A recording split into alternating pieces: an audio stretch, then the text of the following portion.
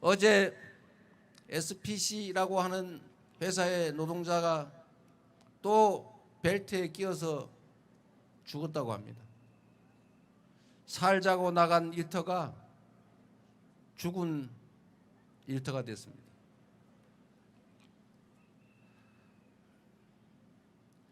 돈보다 생명이 귀한 사회, 그런 사회가 우리가 원하는 세상 아닙니까? 누군가는 비용을 아끼기 위해서, 더 많은 수익을 얻기 위해서 필요한 안전조치도 안전장치도 잘 갖추지 않고, 사고가 나서 누군가가 죽어가면 현장의 실무자가 대신 책임지고 손해배상은 보험회사가 대신해 주니, 까짓과 안전조치 갖추느라고 돈 쓰느니 대충 해가지고 돈 더 많이 벌고, 사고 나면 직원들이 대신 감옥 가고, 배상은 보험회사가 해주니까 그 열심히 안전조치, 안전시설, 안전장비 갖출 필요 없지 않습니까? 그렇게 하는 사람을 욕할 게 아니죠. 사람들은 욕망의 존재 아닙니까? 더 많이 가지고 싶고, 더 잘나 보이고 싶고, 더 세 보이고 싶고. 이걸 통제하는 게 바로 사회입니다. 이런 것을 막는 게 정치고 법이지요. 개인의 욕망을 너 욕심내지 마 라고 한다고 욕심 안 냅니까? 저도 잘 안 되는데요. 그래서 앞으로 우리가 이런 합의를 한 겁니다. 앞으로 돈을 더 아끼기 위해서, 비용을 아끼고 돈을 더 벌기 위해서 필요한 안전조치나 안전시설이나 안전장비나 제대로 안 갖춰서, 즉 일을 시켜서 이익을 보는 주체가 잘못해서 과실로 누군가를 죽거나 심하게 다치게 하면 중대재해에서 엄하게 처벌을 하겠다. 이게 중대재해처벌법입니다. 다른 나라에 다 있어요. 상식에 부합하는 거 아닙니까? 그리고 이거 민주당이 마음대로 만든 법 아닙니다. 국민의힘하고 다 합의해서 만든 법이잖아요. 맞습니까? 국민적 합의로 만든 규칙 아닙니까? 그래서 이 법이 그나마 시행이 되고 난 다음에 세계 최고로 산업재해 재해율이 높은 우리나라, 산업재해 사망자 제일 많은 나라 대한민국이 그나마 그 산업재해 사망자가 조금씩 줄어들었다고 합니다. 이게 악법입니까? 그런데 이걸 악법이라고 그러는 사람이 있어요. 악법. 여러분, 돈이 중요합니까? 사람 목숨이 중요합니까? 사람 목숨보다 돈을 더 귀히 여기는 사람이 있더라도 그러면 안 된다고 말리고, 그러지 못하도록 제도를 만들고 법을 만들어서 엄정하게 시행하는 게 그게 나라가 할 일이고, 그게 정치가 할 일이고, 그게 정치인들이 할 일 아닙니까? 그래서 살자고 간 일터가 죽음의 터가 되지 않게 만드는 거, 이게 바로 경제 선진국 10대 경제 강국쯤 된다는 대한민국이 해야 될 일 아니겠습니까? 아직도 그 산업화 시대에 그 옛날로 돌아가서 지금 당장 총량을 늘리는 게 중요하니까 누구 죽고 뭐 다치고 하는 건 좀 참고, 어떡하겠니? 막내, 둘째, 셋째 좀 다치고 힘들어도 참아. 장남이나 잘 키워가지고 일단 장남들 우리가 좀 더 보자 라고 했던, 불균형 성장 정책을 취했던 옛날에 그 가난했던 산업화 시대의 대한민국이 아니지 않습니까? 이제는 10대 경제 강국에, 5대 군사 강국에 전 세계인들이 한국말로 된 팝송, 드라마 듣고 보면서 한국말 배우는 한류로 전 세계가 부러워하는 그런 문화 강국 아닙니까? 좀 채통 좀 차려야 되는 거 아닙니까? 그런데 어떻게 돈 벌자고 안전조치 엉터리로 해가지고 일터로 간 이 가난하고 억울한 사람들이 죽게 만듭니까? 이제는 그런 세상 이제 그만해야 되겠죠? 그야말로 진짜 사람이 행복한 나라, 진짜 선진국 한번 만들어 보자는 게 제 생각입니다.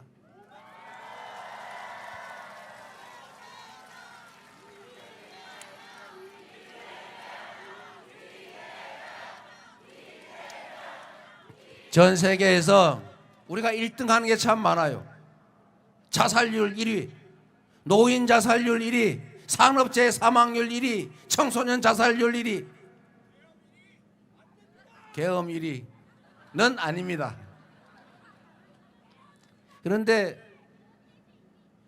여러분, 지금 우리가 과거에 비해서 자본이 부족합니까? 기술이 부족합니까? 교육 수준이 낮습니까? 인구가 적습니까? 국민들이 덜 부지런하긴 합니까? 게으르긴 합니까? 모든 게 과거보다 더 나아졌는데 우리의 미래는 왜 이렇게 암울하고, 그래서 미래가 불확실하니까 아이도 낳기 싫고, 아이 낳고 싶지요. 그런데 아이를 낳으면 보육해야지, 교육해야지, 이게 돈이 너무 많이 들어서 그런다고 20살 넘어서 취직이 될 것 같지도 않고, 그렇다고 미래가 확 열려있는 것도 아니니 어떻게 아이를 낳아 기르겠어요? 희망이 없는 사회, 인류 역사상 가장 출생률이 낮은 나라, 가장 먼저 지구에서 사라질 나라, 이렇게 됐습니다. 제일 큰 이유가 뭐겠습니까? 희망이 없기 때문입니다. 희망이 없는 이유는 뭡니까? 기회가 부족하기 때문이죠. 기회가 부족하니까 다툼이 많아지고 갈등이 심해지지 않습니까?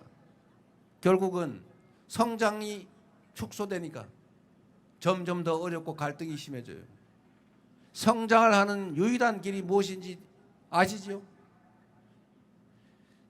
IMF, OECD, 세계은행, 모든 국제기구들이 지속적으로 성장하는 유일한 길은 성장의 기회와 결과를 고루 나누는 포용 성장에 있다, 이렇게 말하고 있어요.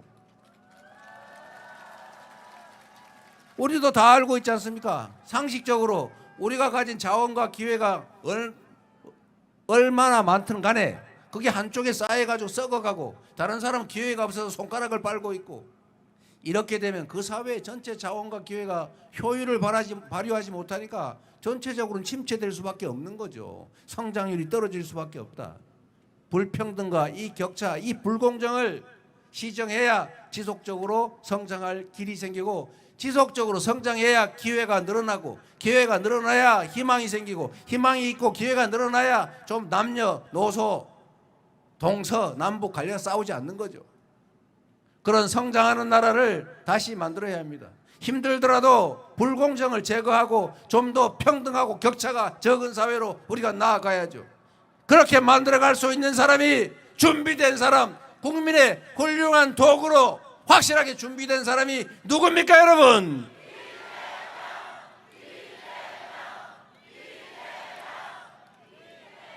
감사합니다. 그렇게 노력해왔고, 그래서 조금씩의 성과가 성남시와 경기도에 있었고, 그래서 여러분들이 저를 기대해 주시는 거 알고 있습니다. 지금 대한민국은 퇴행할 거냐, 진보할 것이냐, 무너질 것이냐, 망할 것이냐, 흥할 것이냐, 기로에 서 있습니다. 많은 세월이 지난 다음에 2025년 이 5월 6월은 역사적 분기점으로 기록될 것입니다. 이 현장의 이 장면도 이 나라가 완전히 패조를 하기 시작한 순간, 또는 이 나라가 그 역주행을 이겨내고 다시 상승세로 돌아선 그 순간으로 기억될 것입니다. 우리가 선택하기에 따라 그 두 장면 중에 하나가 우리 후세들이 볼 장면이 될 것입니다. 실망하지도 말고 용기를 가지고 자신감을 가지고 이 무너진 나라 다시 일으켜 세우고 모두가 희망을 가지는, 그래서 아이도 많이 낳고 싶은 그런 희망 있는 나라를 우리가 우리 손으로 꼭 만들어 냅시다, 여러분.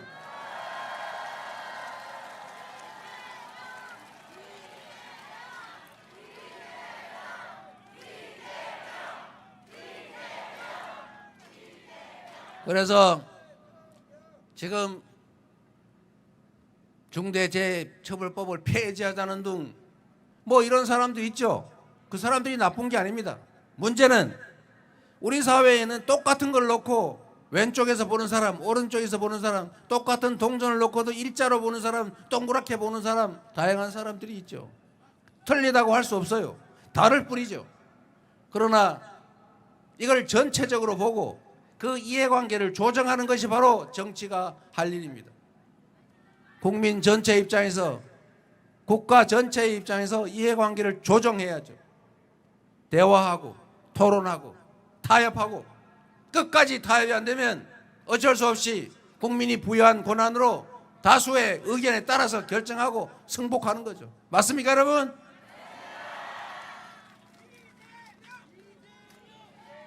그런 합리적인 세상을 꼭 만듭시다.